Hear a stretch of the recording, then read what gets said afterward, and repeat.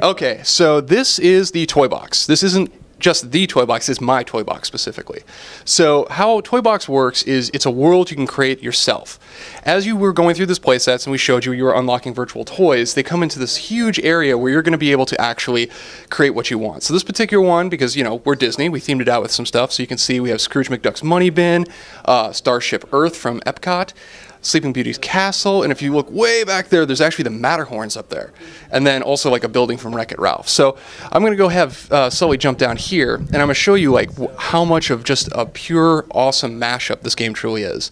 So when I use the right bumper, I bring up this like tool wheel, and these are actually all items that I've unlocked as I've progressed through playsets. So this particular one I'm going to equip is the toilet paper launcher. You unlock that when you're in the Monsters University playset, but you can also equip something as a backpack. So I'm going to put on Buzz Lightyear's jetpack, so now I can have Sully flying around shooting toilet paper. It's a lot of fun, but this is like the whole point of Toy Box. You can play any way you want. But I'm going to show you how it's sort of this Minecraft meets Little Big Planet with Disney. So I'm going to go back in, and I'm going to equip the magic wand. This is the tool that allows you to edit the world any way you want. So what I'm going to do is go ahead and highlight this right here, and as you can see in the lower right, there's a very simple interface. We want to make it extremely accessible for anyone to be able to build and customize their own world. So just using the B button, I can easily just start deleting objects out of the world. So after I delete one more, we're going to go ahead and we're going to highlight this guy here. And this is actually going to show you what we call the toy ribbon. So I'll get some more of that in just one second. So as you can see, I have this piece of bridge highlighted. So I can move it around the environment, I can twirl it, I can plunge it way below the ground, and I could make like a supervillain's hideout, or I could fly it way up in the sky and make a castle in the sky. It's whatever you want to do. It's your toy box. It's just your imagination is the limit. So I'm going to go ahead and leave that piece up there. I'm going to head back down here. So another major component that we're going to have in the game is, if you see here, when I highlight this object, I can actually customize the texture to make it look like something else. So as you progress through all the playsets, you're going to unlock sort of like themes, essentially. So as you saw in the Pirates of the Caribbean one, it was very sandy and had like that organic rock to it. You can actually like customize your playset to look like pirates. So really easy example. So I'm going to actually take that side, and I'm going to put, it's called the sort of like the dragon skin on it. So it's now, I've changed that section of rock. You can do that to every section of the toy box. So, oh, by the way, hello GDC. Yeah, so I put that up there earlier. So what I'm going to do is I'm going to pull out one of my favorite vehicles in the game, of course, the Tron Recognizer. The Tron Recognizer, you can hop in it and fly around in it. Any character can do that. And I think that's immensely amazing because, I mean, you can have Sully flying this and firing little 8-bit missiles. It's a lot of fun. So I'm going to fly back here to Pride Rock, and we're going to start going through the power discs. So the power discs come in two varieties. There's circular and then there's hexagonal ones. And basically the circular ones are sort of like cheat codes. So you can put up to 2 underneath the character. So like Sully here. Bill is doing his best Vanna ever. It's amazing. All right, which one you want on there? Surprise me. All right, here we go. So if you look at the top of the screen, you're going to see now I get an 8% economy boost from that power disc. Like I said, these are like cheat codes. They work both in the toy box and in playsets. So Bill, if you would go ahead and put down another one.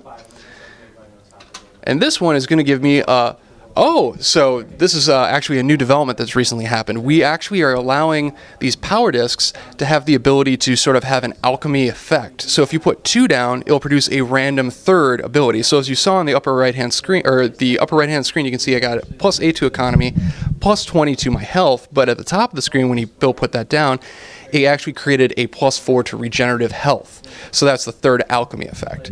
So that's a lot of fun. But the whole thing is the hexagonal ones. These are the ones that are immensely. There's too many. I can't lift those up. So go ahead and check. Grab one that's like the world-changing ones, and then one that's like one of the virtual toys. Any one you want. I'm gonna grab a sky. I'm gonna grab a sky. Okay.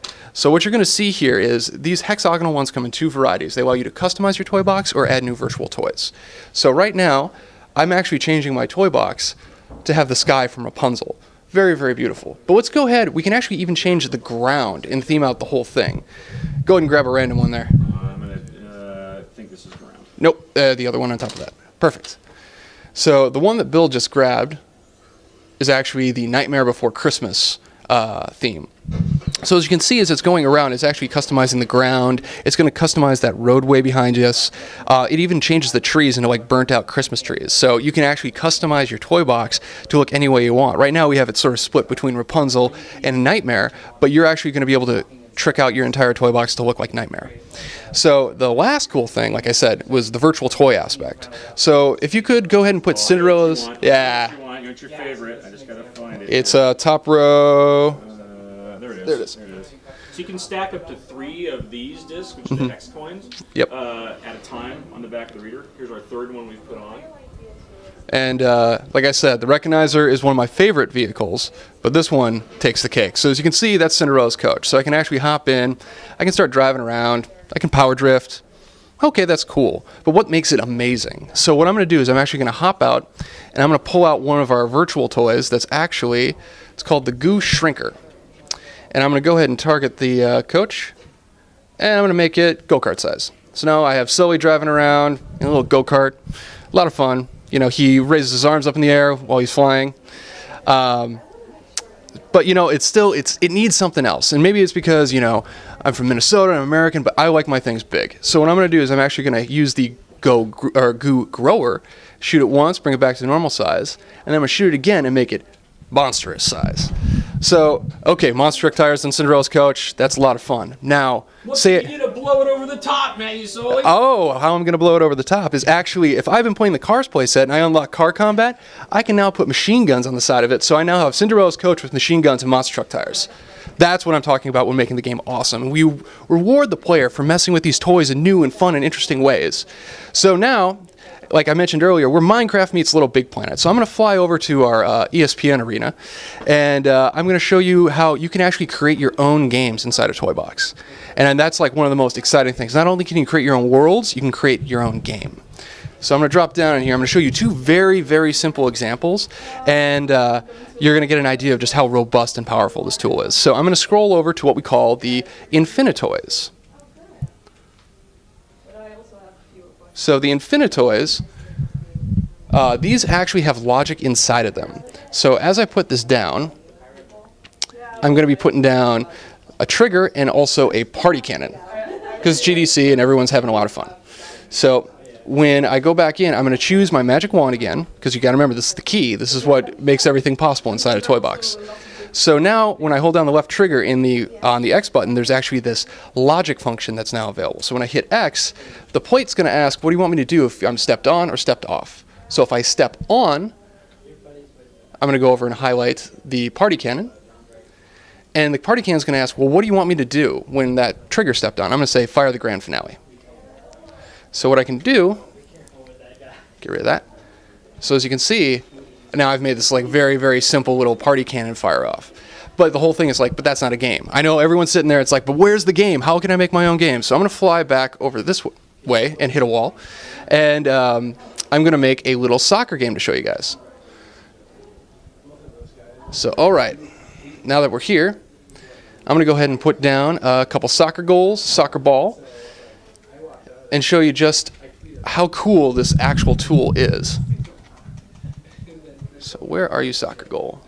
There we go. So there we go. We got the ESPN goal there. We'll put one right there. We'll go ahead and drop a soccer ball right about here. And then, of course, because it's a soccer game, you need to keep score. I mean, if you don't know who's winning, then it's not fun at all. So I'm going to go ahead and put down the scoreboard. And once I highlight this soccer goal, you can see this even has a logic function. So the soccer goal is going to ask, what do I do if a goal is scored on me?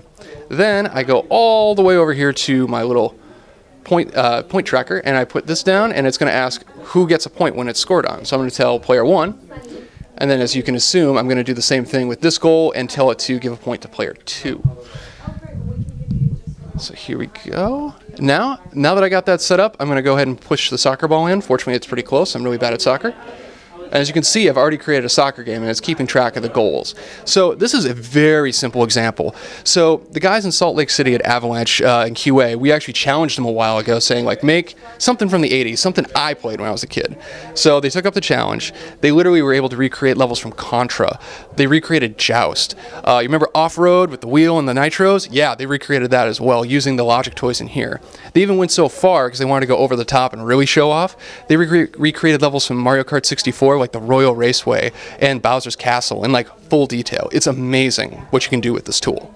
And that's pretty much everything in Toy Box in a nutshell.